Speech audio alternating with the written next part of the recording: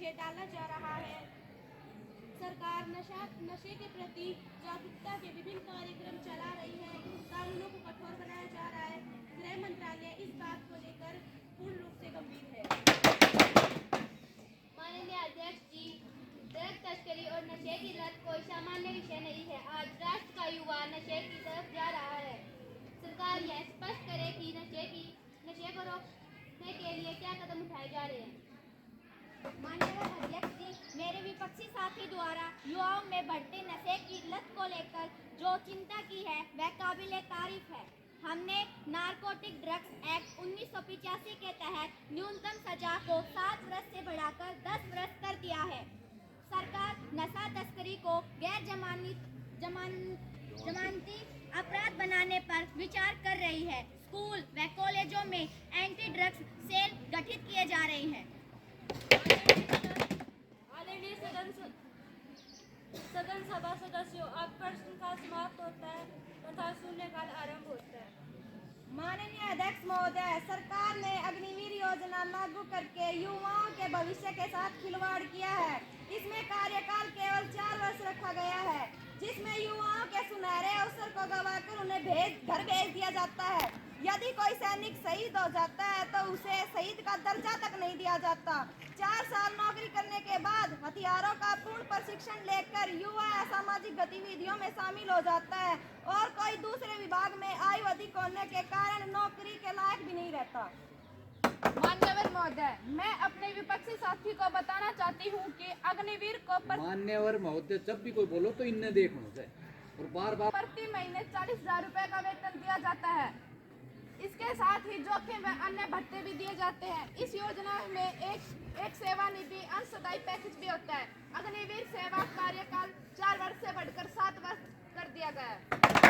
Last में फिर जो अब शून्यकाल समाप्त होता है तथा अब ध्यान आकर्षण प्रस्ताव पर चर्चा की जाएगी। माननीय अध्यक्ष महोदय, मैं आपके माध्यम से सदन का ध्यान हाल ही में बढ़ रही देश में किसानों की आत्महत्या और उनकी दुर्दशा की ओर देना चाहती हूँ। महोदय, भारत गाँव का देश है। भारत की आत्मा गाँव में निवास करती है। देश की 80% जनता किसानों के रूप में कृषि पर निर्भर रहती है। दिन रात मेहनत करने के बावजूद भी किसान अपने परिवार का पेट नहीं भर पाता है।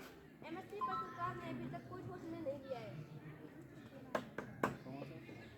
माननीय अध्यक्ष, सरकार देश के किसानों की चिंता पर गंभीर है। राष्ट्रीय किसान आयोग का गठन किया जा चुका है। फसल बीमा योजना शुरू की गई है। किसानों के कल्याण के लिए करोड़ों का बजट का प्रावधान किया गया है। किसान क्रेडिट कार्ड भी लागू कर दिया गया है। माननीय सांसदों, अब ध्यान आकर्षण प्रस्ताव पर चर्चा खत्म होती है। अब विपक्ष सांसद मिस्टर सुनील विशेषाधिकार हनन मामला सदन के पटल पर। अध्यक्ष महोदय, आज सुबह जब मैं सदन की कार्रवाई में भाग लेने आ रहा था, जब मैं सदन की कार्रवाई में भाग लेने आ रहा था, आज सुबह जब मैं आ रहा था तब कार्रवाई के लिए आ रहा था, तब पुलिस ने मेरी गाड़ी को रोक लिया। आ रहा था तब पुलिस ने भगत सिंह चौक पर मेरी कार को रोक लिया, जबकि मेरी गाड़ी पर VIP लेबल भी लगा हुआ था। मैंने उन्हें अपना पहचान पत्र भी दिखाया, लेकिन उन्होंने मुझे 2 घंटे तक बेवजह रोक के रखा। यह सांसद के विशेष अधिकार के हनन का मामला बनता है। इसके लिए सरकार को कड़े निर्देश दिए गए। मैं सरकार की तरफ से एक पर्सन करती हूँ कि इसकी शिकायत विशेष अधिकारी समिति को आगामी बार दी जाएगी। दोषी पुलिस अधिकारी के खिलाफ नियमानुसार कार्रवाई की जाएगी।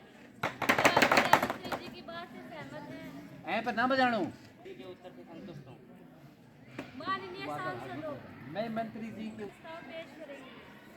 माननीय अध्यक्ष महोदय, मैं देश के विभिन्न हिस्सों में बाढ़ और सूखे के संबंध में पूछना चाहती हूँ कि बाढ़ और सूखा हर साल आता रहता है, लेकिन सरकार की तरफ से उपाय नहीं किए जा रहे। सरकार पहले समस्या आने का इंतजार करती है और फिर बाद में और उनका समाधान खोजती है। हर साल लाखों लोग इससे प्रभावित होते हैं, मगर प्रशासन की ओर से बचाव और राहत की कोई कार्यों में लापरवाही बरती जा रही है। सरकार द्वारा बाढ़ व सूखा राहत कार्य किए जाते हैं। बाढ़ की स्थिति में बचाव कार्यों हेतु सेना की मदद ली जाती है। राहत सामग्री पहुंचाई जाती है। स्वयं प्रधानमंत्री महोदय हवाई सर्वेक्षण करके जायजा लेती हैं। मान्यवर बाढ़, सूखा जैसी भूकंप आपदाओं पर केंद्र व राज्य सरकार ने सामूहिक जिम्मेदारी बनती है, लेकिन केंद्र सरकार कुछ राज्यों के साथ भेदभाव करती है। ऐसे राज्य को तत्काल सहायता राशि मिलनी चाहिए, जबकि दूसरे राज्य को नहीं है मिलनी जाती, जबकि दूसरे राज्य को नहीं। राहत के नाम पर लूट खसोट मची हुई है। अध्यक्ष महोदय, राहत मुहैया